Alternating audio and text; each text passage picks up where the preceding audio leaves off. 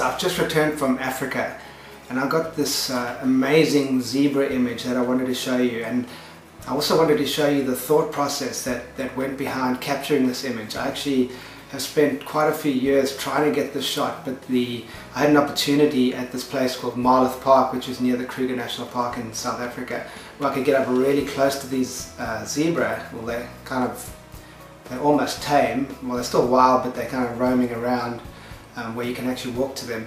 And how I used a shallow depth of field and the rule of thirds to capture this amazing image. I'm just in love with it. I've printed it large on a canvas for a couple of people in South Africa that we stayed with, and I'm going to put it on my wall up here as a large piece of art. But I'm going to go through how the rule of thirds works when it comes to making an image more appealing. So enjoy this tutorial. Okay, let's have a look at this beautiful zebra image I took in Marloth Park, and I'll go back to where we just look at the image on its own. So what makes this image so great for the viewer, and it all comes down to basically the rule of thirds when it comes to composition. Now you'll notice the zebra's eye over here, that's a focal point. So what are the focal points in an image normally? Which areas is the eye attracted to normally in an image? Well, the points of interest, or the focal points in an image, are normally either the areas that are lighter than everything else, or the areas that are darker than anything else. Areas that have very high contrast, or areas that are warmer or have more reds or yellows in them than the rest of the image. Another place where people look is an area of where the image is sharper, so where it's not blurred.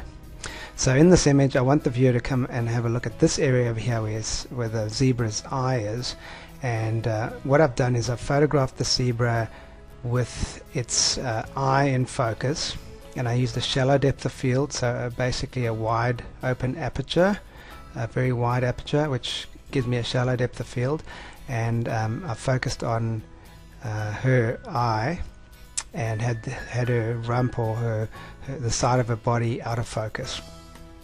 Also, when I composed this image, when I was actually photographing the zebra, I was getting really close to her and trying to make sure that I can get the eye into 1/3 of the image. So I'll show you what the rule of thirds states when it comes to composition.